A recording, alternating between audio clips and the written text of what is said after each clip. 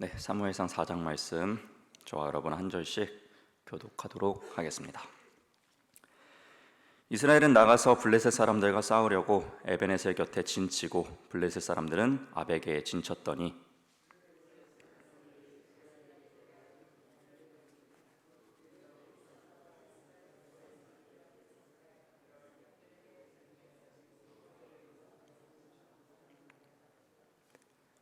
백성이 진영으로 돌아오매 이스라엘 장로들이 이르되 여호와께서 어찌하여 우리에게 오늘 블레셋 사람들 앞에 패하게 하셨는고 여호와의 언약궤를 실로에서 우리에게로 가져다가 우리 중에 있게 하여 그것으로 우리를 우리 원수들의 손에서 구원하게 하자 하니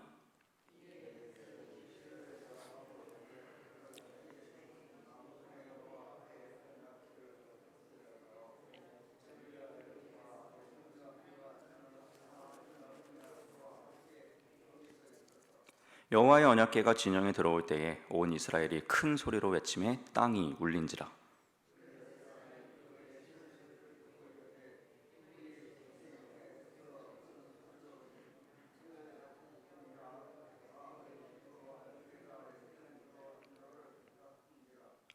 블레셋 사람이 두려워하여 이르되 신이 진영에 이르렀도다 하고 또 이르되 우리에게 화로다.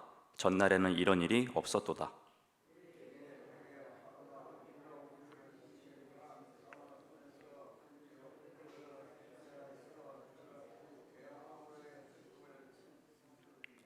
너희 블레셋 사람들아 강하게 되며 대장부가 되라. 너희가 히브리 사람의 종이 되기를 그들이 너희 종이 되었던 같이 되지 말고 대장부 같이 되어 싸우라 하고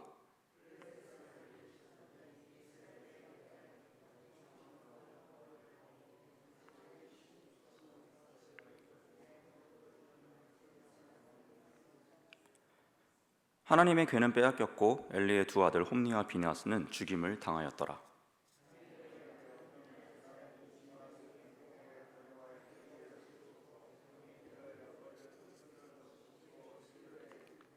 그가 이럴 때는 엘리가 길옆 자기의 의자에 앉아 기다리며 그의 마음이 하나님의 궤로 말미암아 떨릴 즈음이라.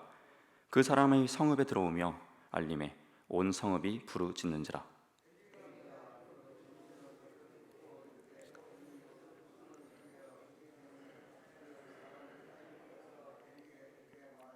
그때 엘리의 나이가 98세라 그의 눈이 어두워서 보지 못하더라.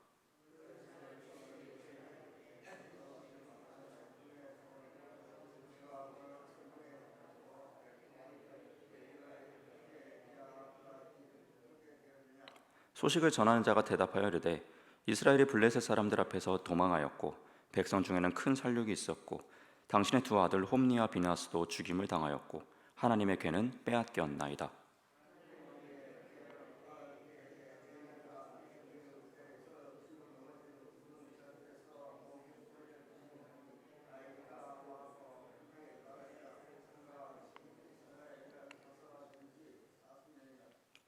그의 며느리인 비느하스의 아내가 임신하여 해산 때가 가까웠더니 하나님의 궤를 빼앗긴 것과 그의 시아버지와 남편이 죽은 소식을 듣고 갑자기 아파서 몸을 굽으려 해산하고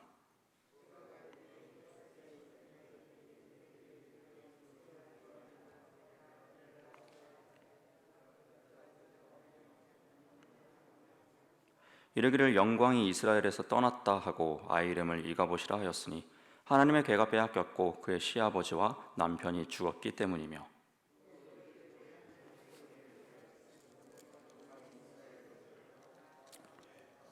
아멘.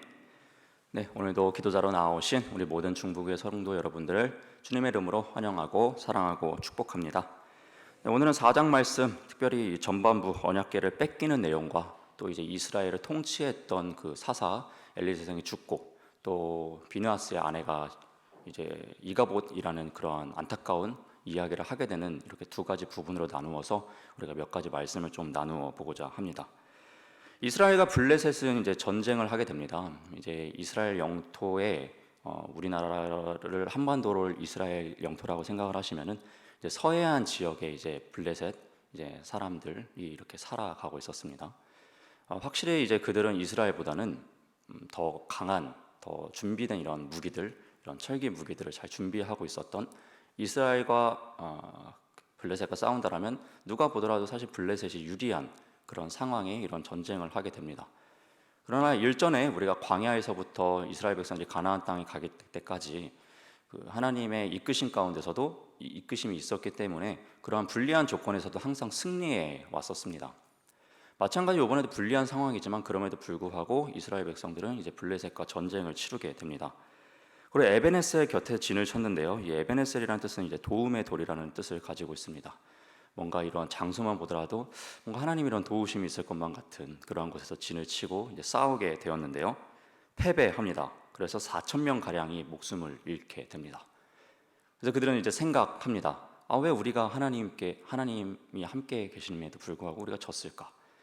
우리가 하나님의 법궤가 없었구나. 이 법궤가 있다면 우리가 승리할 수 있겠구나라는 생각을 하게 됩니다. 법궤는 그만큼 능력이 있었습니다. 이스라엘 백성들이 이제 가나안 땅을 정복할 때 이제 여리고성을 이제 정복하는 과정에서 이 하나님의 법궤, 즉 하나님의 그 능력이 그 견고한 여리고성을 무너뜨리지 않았습니까? 하나님의 임재의 상징이었고 그들이 정말 담대함을 얻을 수 있는 그런 하나님과 같은 그러한 존재가 바로 이 법궤였습니다. 그리고 그만한 능력을 여태까지 항상 보여줘 왔습니다. 그래서 그들은 이 법궤를 가지고 이제 담대하게 블레셋과 전투에 다시 임하려고 합니다. 이 법궤라는 이 능력을 이 블레셋 사람들도 알고 있었습니다. 그들을 인도해냈던 그 하나님의 신이 그들의 진영 가운데 왔구나 하면서 이제 당황하게 됩니다. 반대로 이제 이스라엘 백성들은 사기가 엄청나게 오르게 되죠. 이제 우리가 일방적으로 알고 있는 상식이라면은 이제 하나님께서 임재하셨으니 이스라엘이 이겼어야 되는데요. 더 큰 패배를 맞이하게 됩니다. 이번에는 3만 명이 죽게 된 것이죠. 이제 겉으로만 봤을 때는 블레셋 사람들도 이제 하나님이라는 그 신이 이스라엘 백성들 진영에 도착했으니 이거 쉽지 않겠다라고 생각했지만 그렇지 아니하고 이제 이스라엘 백성들이 패배하게 되었다라는 것이죠. 그러면서 하나님의 궤는 빼앗겼고요. 엘리의 두 아들 홈니와 비느하스는 죽임을 당하게 됩니다. 여기서 우리는 몇 가지를 좀 생각해 보게 됩니다.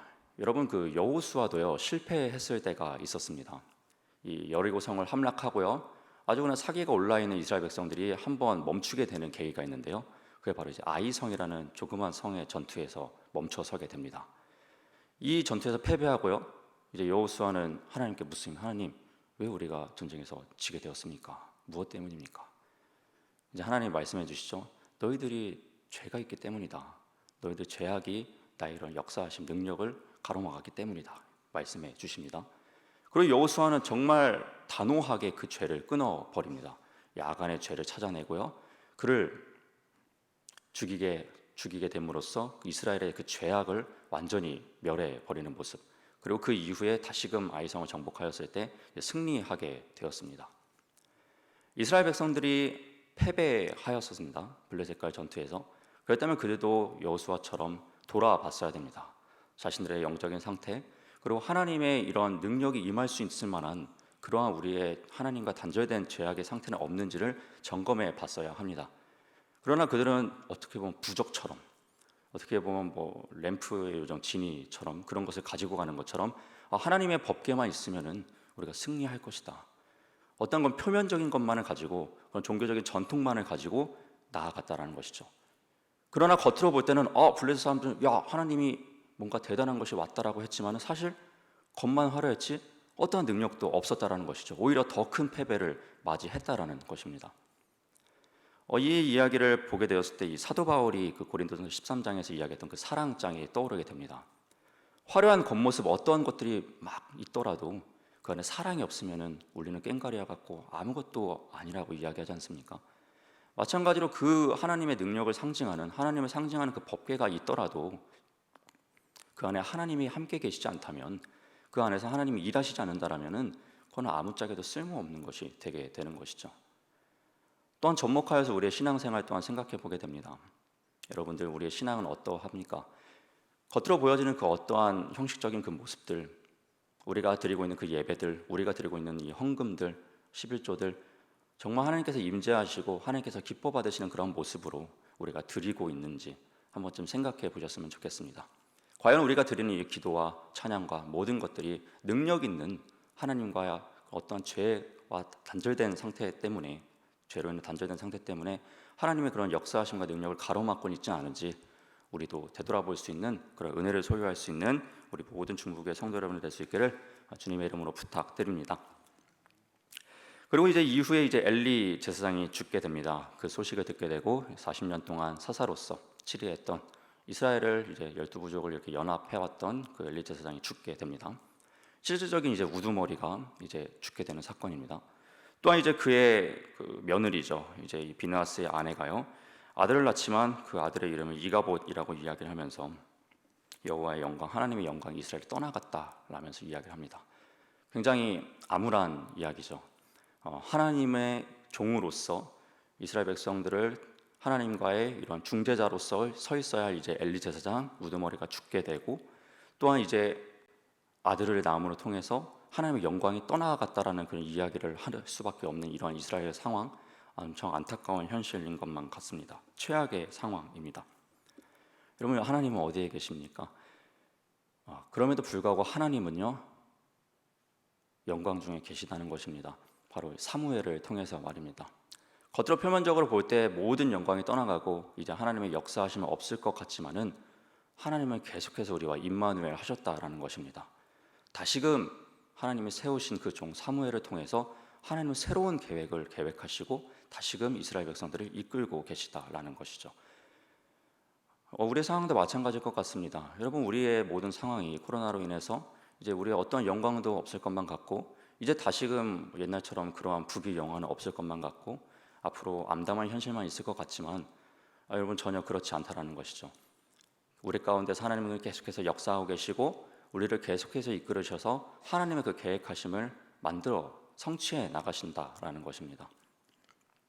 성전이 무너지고 이제 하나님은 전혀 없을 것만 같았던 그 포로기 시대에도 하나님은 그들과 계속해서 함께 계셨습니다.